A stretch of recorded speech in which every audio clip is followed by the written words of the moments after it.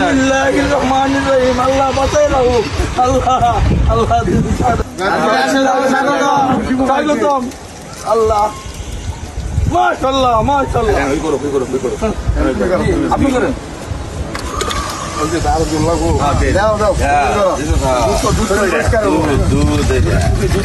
দুধ 80 টাকা লিটার।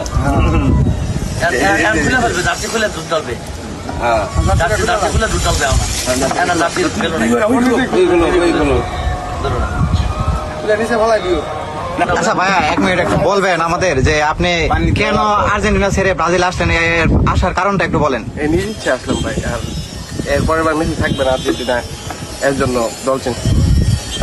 আচ্ছা, আপনাকে কেউ কোনো চাপ প্রয়োগ করছে? না। উইলিংলি আসছেন? জি জি। আচ্ছা, ব্রাজিল আসার কারণটা কি? পানি দেওয়ার পর নিজে ইচ্ছে আসলাম, আর ব্রাজিল এমনি দল ভালো, ব্রাজিল সুন্দর ফুটবল খেলে, ব্রাজিলের প্লেয়ার গুলো ভালো লাগে, আর এই জন্য দল চেঞ্জ করার কারণটাই। নেইমারকে কি ভালো লাগে? জি জি, ভালো লাগে। আচ্ছা, ঠিক আছে।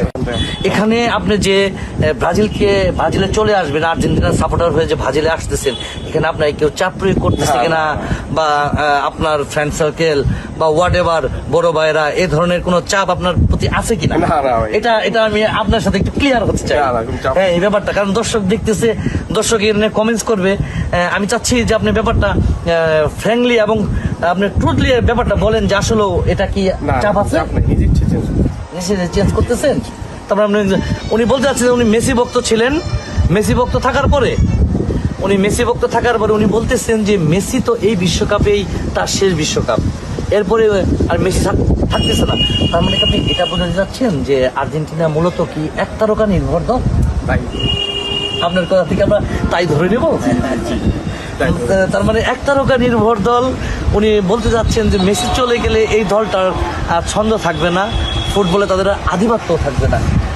উনি এই চিন্তা ভাবনা করে এমন একটি দল উনি চুজ করেছেন যে দলটার ছন্দ থাকবে, এবং সেই দলটা আপনি আসতেছেন ব্রাজিল সাপোর্টার হয়ে আসতেছেন। হ্যাঁ, আসলে ব্রাজিলে খেলা খারাপ হতে পারে, ভালো হতে পারে, তারপরে কি আপনি কি ধরনের সিদ্ধান্ত নেবেন? ব্রাজিলে থাকবেন? আমরা শিব ভাইকে ধন্যবাদ জানাচ্ছি, এবং সম্মানিত ভিউয়ার্স আপনাদেরকে বলছি যে আপনারা আমাদের সাথে থেকে তার দুধ দিয়ে গোসল করার প্রোগ্রাম দেখবেন, এবং আমাদের সাথে যারা শুভাকাঙ্ক্ষী রয়েছেন, আমার এই পাশে দেখতে পাচ্ছে ব্রাজিল, ওই পাশে ব্রাজিল, ওই পাশে ব্রাজিল। আমি তো এই ফাঁকেই আমি একজন ব্রাজিল সমর্থকের সাথে কথা বলবো এই বিষয়টাকে নিয়ে। বাত ব্যথা, প্যারালাইসিস কিংবা আর্থ্রাইটিস, আধুনিক ফিজিওথেরাপি ও পুনর্বাসন চিকিৎসায় নির্ভরযোগ্য নাম ডিপিআরসি। উনি এই বিষয়টাকে আরেকটু বলবেন যে এই ব্যাপারটাকে নিয়ে। অপু সাহেব কিছু বলবেন? আসলে ধন্যবাদ সুমন ভাইকে আমাকে ফ্লোর দিয়ে সুযোগ দেওয়ার জন্য। আমি ধন্যবাদ জানাই প্রথমে শিবুকে, যে সে নিজ ইচ্ছায় এবং নিজ সম্মতিতে এবং তার নিজ থেকে সে এই দলটা ত্যাগ করতেছে। তো আমি আসলে আর্জেন্টিনাকে, অবশ্যই আর্জেন্টিনা একটা দেশ, একটা দল, একটা ভালো খেলে, আমি বলবো না যে তারা খারাপ খেলে। আমরা যারা আসলে ব্রাজিল ভক্ত, যারা ব্রাজিল করি, সাধারণত আমরা শিল্পটাকে, আর্টটাকে দেখি। আসলে ফুটবল একটা আর্ট, শিল্প, এটা ছোঁয়াটা আসলে একমাত্র আমরা ব্রাজিল দলে দেখি।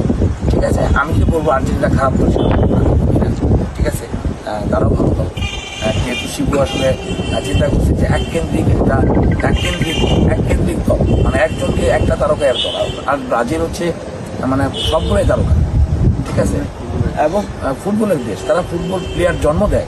যাই হোক, আমি ধন্যবাদ জানাই, আমি তাকে বিশেষভাবে ধন্যবাদ জানাই আমাদের ব্রাজিল দলে আসার জন্য।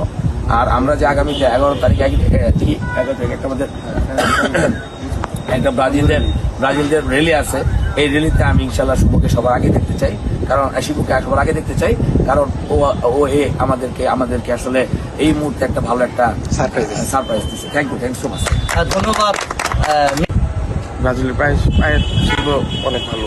হ্যাঁ, উনি আসলে মূলত বলতে যাচ্ছেন যে শৈল্পিক ফুটবল মানেই ব্রাজিল, এবং যে ফুটবলে যে আসলে ফুটবল যে কথা বলে, মাঠে ফুটবল যে ছন্দে কাজ করে, যে ছন্দটা তুলে ধরার পায়ের ক্যাটাগরি, এবং যে সাম্বার ছন্দে ফুটবলের ছন্দ, সেই ছন্দই ব্রাজিল। উনি এটাই বোঝাতে চাচ্ছেন যে এই কারণেই উনি ব্রাজিলকে ভালোবেসে আর্জেন্টিনা ত্যাগ করে